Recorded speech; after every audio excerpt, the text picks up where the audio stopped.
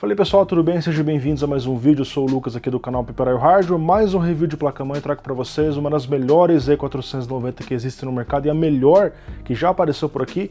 Eu tenho em mãos nada mais nada menos que a Gigabyte Z490 Aorus Master, uma placa entusiasta, topo de linha voltada para os CPUs Intel de 10ª geração, codinome Comet LQS, em específico aqueles desbloqueados para overclock, já que é uma placa bastante cara, faz sentido usar eles apenas com 10900K, um 10700K. Hoje nós vamos testar com o 10900K, que é o CPU de 10 núcleos e 20 threads, o melhor da categoria, em estoque em overclock a 5.1 GHz. Vocês vão ver que essa placa tem margem para ir muito além, desde que o seu sistema de refrigeração seja robusto o suficiente para aguentar o monstro i9 e sua dissipação extrema ali acima dos 200 watts. Eu vou também testar kits de memória diferentes para ver a compatibilidade, vamos dar uma olhada na BIOS da placa e destrinchar os seus principais recursos. Se você ficou interessado, vem comigo conhecer essa placa até o final. Vamos então um rápido unboxing da Aorus Z490 Master, ou Z490 Aorus Master, como está na ordem aqui, que mostra o seu falcão, que é o mascote da marca, aqui em grande destaque na parte da frente da caixa. Chipset Z490 Intel Core 10ª geração LGA 1200. Na parte de cima, algumas informações. Na parte de trás, uma foto da placa com os principais recursos, como por exemplo o VRM, os dissipadores, a rede de 2.5 gigabits, o Wi-Fi e o suporte a PCI Express 4.0, que ainda não é suportado pelo CPU de 10ª geração, um recurso futuro, tá? Bom, já comentei sobre isso em um resumão aqui no canal, quem quiser assistir vai estar aparecendo aí no canto. Aqui nós temos, então, abrindo a caixa, uma espuma que protege a placa com um plástico antistático. Vamos tirar aqui e deixar ela de lado aqui nesse presente momento. Vamos baixar a câmera bem pertinho, vamos conferir os acessórios. Tirando então aqui essa espuma, nós temos uma folha de adesivos Aorus, com vários deles, inclusive rótulos de cabos. Nós temos uma badgezinha da Aorus, para você fazer propaganda grátis, um guia de instalação, um manual completo com o DVD de drivers, que a gente normalmente não utiliza. Nós temos dois compartimentos. No primeiro compartimento, nós vamos ter um cabo de extensão RGB, 12 volts, são dois desses cabos, caso você queira utilizar. São 4 cabos SATA, 6 gigabits, e 2 cabos termistores, para você fazer medição de temperatura. Ok. Nós temos o G-Connector, que é aquele dispositivo para você ligar os fios do painel frontal diretamente aqui, depois ele na placa-mãe. Nós temos a antena Wi-Fi, que tem o suporte para ela ficar de pé, e nós temos o cabo de ruído para você conectar na placa-mãe para poder fazer a medição, e é apenas isso. E aqui nós temos a robusta Z490 Aorus Master. Olha só que placa linda! E a primeira coisa que chama atenção é o peso da placa. Ela pesa inacreditáveis 1,85 kg. Isso porque é uma placa cheia de dissipadores, tem uma armadura aqui para todos os slots M2, para o chipset. Aqui a gente tem esse dissipador duplo com heat pipe. E na parte de trás, a placa tem também um backplate que traz um reforço para a placa e também atua como dissipador para componentes do VRM. Depois nós vamos ver mais sobre isso. Então, uma placa realmente muito bonita, extremamente bem construída, e essa é uma característica de produtos premium, né? Os melhores produtos, as melhores placas têm esse tipo de recurso aqui. Destaca aqui na placa a iluminação presente nessa carenagem aqui do painel traseiro, que fica embaixo do Z490 Master, e no falcão do chipset, que também é configurável via software, mas o efeito RGB que já vem por padrão fica até bonito. Bom, a placa segue o tradicional formato ATX, embora tenha muitos recursos e quase não caiba aqui, né? Ela mede 30,5 por 24,4, sendo compatível com a maior parte dos gabinetes. Bom, sobre as opções para fãs e bombas, ela tem 8 headers, 8 conexões, um aqui na parte lateral, outro na parte de cima próximo aos conectores, 2 aqui na parte de cima próximo aos slots de memória, o CPU fan e CPU opcional. Aí você vai ter o System Fan na lateral e mais 3 System Fan aqui na parte de baixo. São várias conexões para ninguém colocar defeito suficiente para atender um water cooler com várias fãs disponíveis no seu gabinete, enfim. Aqui nós temos o socket LGA 1200 que mudou em relação ao 1151, tem mais pinos, ele é eletricamente e mecanicamente incompatível com CPUs da nona, oitava, sétima geração. O CPU não encaixa aqui. No entanto, o encaixe do cooler pelo menos é retrocompatível. Você pode continuar utilizando coolers que você já usava aí sem problemas aqui, porque a distância continua a mesma. Eu posso tirar 24 parafusos, eu consegui desmontar aqui toda essa carenagem da placa. Ainda tem mais coisas, por exemplo, o dissipador do chipset que eu nem tirei, mas vocês estão vendo toda a construção elétrica da alimentação do processador da placa. Aqui nós temos o dissipador do VRM, que é bastante robusto. Você pode observar pela marcação nos thermal pads que eles cobrem com muita margem todos os DRMOS disponíveis aqui. Sobra bastante deles. Inclusive, são thermal pads de excelente condutividade. A própria Gigabyte informa 7.5 watts, certo?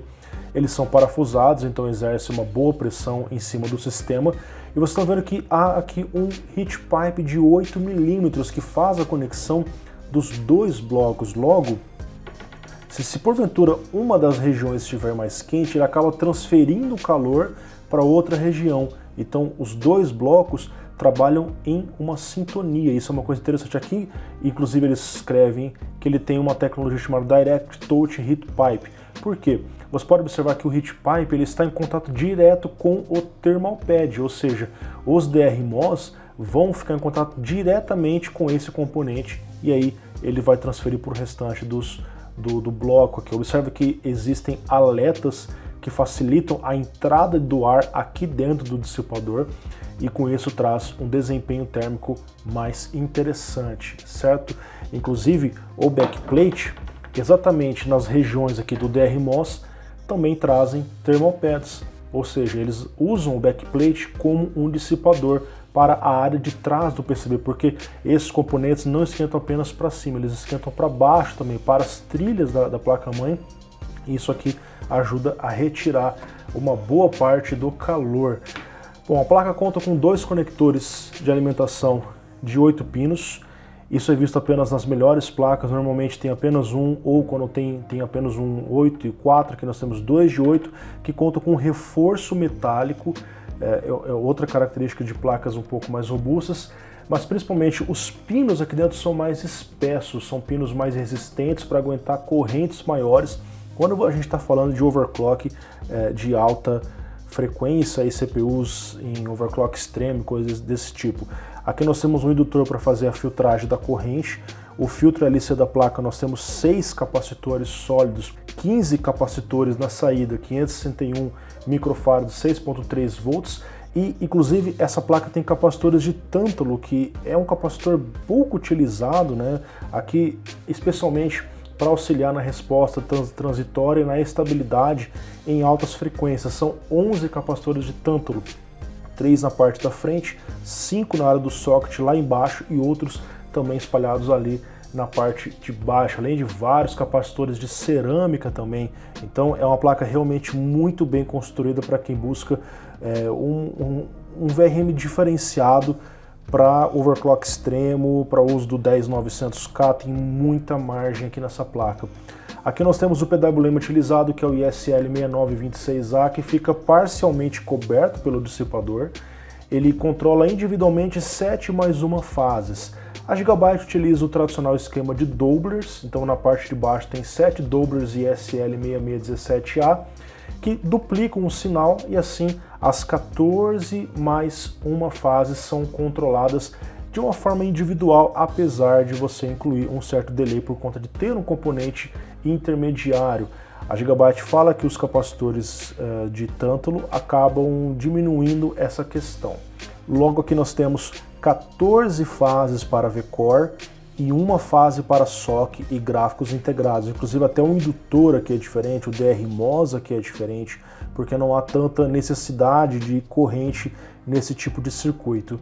A Gigabyte trouxe aqui os novíssimos ISL 993090 com fornecimento de impressionantes 90 amperes cada. A gente falava aí de DRMOS de 50, de 60 amperes, agora um único componente oferecendo 90 amperes. São power stages de extrema qualidade e eficiência que englobam diversos circuitos em um único encapsulamento. Então, na teoria, nós temos aqui um fornecimento máximo de 1260 amperes para o CPU. Obviamente o dissipador não vai suportar isso, mas em sessões de overclock extremo, onde o cara vai conseguir trabalhar com uma temperatura bem menor aqui nesse tipo de componente, isso aqui vai ser mais efetivo. Isso traz uma margem inacreditavelmente alta, porque se o CPU estiver exigindo 200 amperes, isso vai ser dividido em todas as fases. Por sua vez, cada fase vai estar exigindo muito pouquinho e vai trabalhar com uma temperatura muito baixa. A fase do SOC utiliza um outro DRMOS, o SIC651 de 50 amperes, o que já é mais do que suficiente. Testando na minha metodologia com temperatura ambiente 32 graus, utilizando o melhor processador para essa placa, que é o Core i9 10900K, sem nenhuma alteração, a própria placa já removeu aqueles limites de TDP dele, permitiu que ele trabalhasse em seu clock padrão 4.9 GHz, todos os núcleos em estresse no Blender, onde a exigência rondou a casa dos 170 amperes, a temperatura máxima foi de apenas 59 graus, muito frio. Ativando o modo Game na BIOS, onde a placa trava o clock em 5 GHz, a tensão ficou maior do que o necessário, deixando o CPU muito quente e o VRM apenas um pouco mais quente, 69 graus. No ajuste manual, que é como eu recomendo, o CPU a 5.1 GHz, 1.3 volts, com a exigência em torno dos 200 amperes, o VRM se manteve ainda muito frio, 74 graus no ponto mais quente, o mesmo que é visto no sensor via software. O chipset, por sua vez, permaneceu em 58 graus. Em relação a uma outra placa que eu trouxe recentemente para vocês, a TUF Plus Z490, a temperatura ficou cerca de 7 a 9 graus a menos aqui. Então é uma placa que suporta qualquer CPU da 10ª geração, mesmo em overclock pesado, com absoluta tranquilidade e uma margem absurda no seu sistema de alimentação. Aqui nós temos uma placa que conta com 4 slots de memória DDR4, sem indicação do Dual Channel, embora a gente saiba que as posições certas de ligar aqui, as travas abrem dos dois lados, elas não atrapalham na placa de vídeo porque tem uma certa distância. Ao suporte a Dual Channel, 128 GB até 5000 MHz em overclock, o padrão é 2933 no controlador do processador. A topologia adotada é a Daisy Chain. Eu fiz o teste com 4 kits de RAM diferentes, um Team Group Vulkan 3000 MHz CL15, 2x4, um G-Skill HyperX 3400, 2x8, um G-Skill Trade Z-Royal 3600, 2x8 e um HyperX Predator 3600 CL17. Todos funcionaram perfeitamente, apenas ativando o XMP na BIOS. Aqui na parte lateral da placa nós vemos duas conexões RGB, uma de 12 volts e outra de 5 volts endereçável. Nós vemos pontos de medição de tensão para você colocar o seu multímetro aqui. Nós vemos aqui o LED Debugger para diagnósticos precisos do status do post, para você identificar algum problema. O conector de 24 pinos que também conta com a blindagem especial para trazer um reforço metálico. A conexão para você fazer a medição da temperatura através daqueles cabos transmissores. As duas conexões USB do painel frontal. Nós temos a 3.0, agora chamada 3.2 geração 1, e a 3.1, agora chamada de 3.2 geração 2, que é a mais rápida e já é vista em alguns gabinetes. Aqui na parte lateral nós temos também a conexão Thunderbolt. Esqueci de falar que nós temos o VRM da memória, mas normalmente não é uma coisa que a gente acaba levando muito em consideração. A placa tem 6 conexões SATA com suporte a RAID 0, 1, 5 e 10. E finalmente aqui na parte de baixo nós temos vários recursos. Vamos começar aqui com os LEDs indicativos sobre qual BIOS você está usando, os LEDs de diagnóstico rápido para CPU, VGA, RAM e boot, o ClearCMOS, as conexões do painel frontal, que você pode utilizar aqui aquele G-Connector. Nós temos aqui o botão Reset, o sensor de ruído que você vai conectar aqui aquele cabo que eu mostrei para vocês. Nós temos as duas USBs 2.0 do painel frontal, TPM, outro header 12 volts RGB, o outro de 5 volts. Nós temos como alterar aqui se você quer usar uma única BIOS ou duas e qual das BIOS você quer trabalhar, a BIOS 1 ou a BIOS 2. Nós temos também a conexão de áudio frontal. Nós temos então os 3 slots M2 cobertos pelos dissipadores com thermal pads. Você tem que remover esse plástico para poder utilizar, são 2 parafusos que você remove com muita facilidade. Os 3 suportam até a dimensão 110 mm, tipicamente você usa no 2280, por isso que já vem até a bucha instalada nessa posição para você fazer. Você tem que tirar aqui o parafuso, instalar o SSD e colocar aqui, ok? Existem limitações a usar certos slots M2 com certos recursos como SATA, então é importante que você consulte o manual para entender essas limitações. A placa conta com apenas 3 slots PCI Express x16, nenhum slot X1, porque a prioridade aqui for nos slots M2. Os 3 slots possuem essa blindagem metálica, e ao contrário do que você está pensando, essa placa não suporta o Three-Way SLI, embora isso caiu muito em desuso hoje em dia. Suporta apenas o modo de 2 vias, porque esse slot, apesar de ter o tamanho x16, ele é eletricamente apenas X4. Então, aqui você pode utilizar da seguinte forma: x16, x8, x8, se você usar os 2 slots, x8, x8, x4. A placa já traz o suporte ao PCI Express 4.0, mas esse recurso está desabilitado nela para uso futuro. No próprio site da Gigabyte já é informado isso. E finalmente aqui na parte de trás, o espelho traseiro já vem pré-fixado, eu removi porque eu desmontei a placa, já vem escrito aqui todas as informações que você precisa saber. O que nós temos aqui? O botão Clear CMOS, o botão Flashback para você fazer o Flash Plus, na verdade, para você fazer a alteração da BIOS caso você esteja com algum problema, mesmo que você não esteja usando um CPU ou uma memória RAM compatível. Aqui nós temos a rede Wi-Fi, o adaptador para você colocar as 2 antenas, ao suporte a B, G, a C, a X, 2.4, 5 GHz, até 2.4 gigabits de velocidade. Nós temos a rede 2.5 gigabits de alta velocidade também, uma rede LAN que é 2.5 vezes mais rápido que o tradicional, geralmente ali no gigabit. Nós temos as conexões de áudio banhadas a ouro com entrada ótica 7.1 Realtek RC1220VB. E no que diz respeito ao USB, são 10 USBs, bizarramente tem 4 USBs 2.0, cara, por que não tem tudo 3.0 para frente aqui? Mas tudo bem. Aí nós temos aqui de 3.0, essas duas aqui, agora tudo bem, 3.2 geração 1 e 4 dessas USBs 3.2 geração 2 mais rápidos, uma delas do tipo C. Nós temos um HDMI que ninguém vai usar esse daqui, mas tem um HDMI para você usar em gráfico integrado, e com isso nós encerramos o nosso review. A BIOS da placa segue o mesmo layout das placas Aorus do mercado, variando apenas na quantidade de recursos por placa. O modo Easy permite rápida visualização e ajustes simples, enquanto que no modo avançado, com ênfase na aba Tweaker, é possível ativar o modo Game ou o modo avançado, desbloquear o Enhanced Multicore para permitir clocks mais agressivos por padrão, além de ajustes de RAM, time, extensões e Load Line Calibration. Os demais menus permitem ajustes no sistema, boot, além de opções para atualização de BIOS e configuração das fãs e bombas do sistema.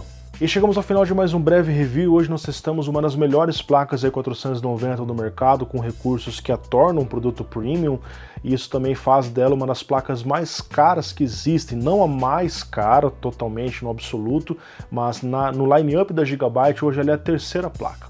Nos Estados Unidos ela custa cerca de $389, tem placas que passam dos 600, 700 dólares, mas ela ainda assim custa bem mais que aqueles modelos mais intermediários que custam 180, 200 dólares. Na própria Gigabyte você tem placas inferiores que têm alguns mimos a menos.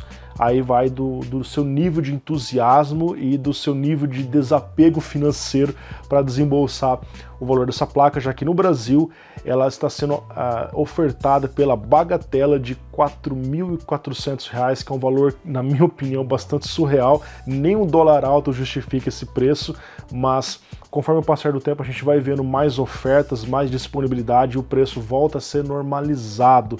Isso deixa a vida dela um pouco complicada, porque em relação a placas mais baratas, E490 intermediárias, que também oferecem o suporte para um i9, um overclock, tal como aquela TUF Plus que eu testei para vocês, custa muito menos, na casa dos R$ 1.800, e basicamente vai oferecer menos diferenciais on-board, menos recursos, não tem botões, não tem Wi-Fi, esse tipo de coisa.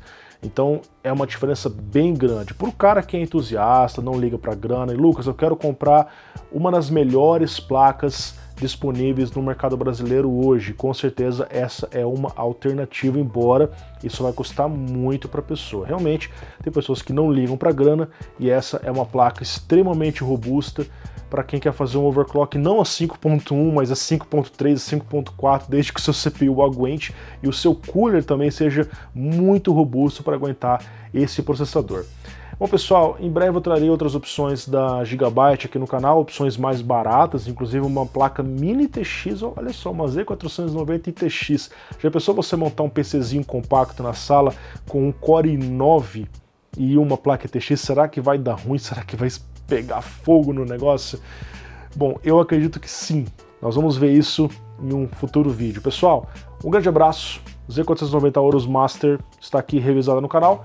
Até mais, até um próximo vídeo. Tchau, tchau.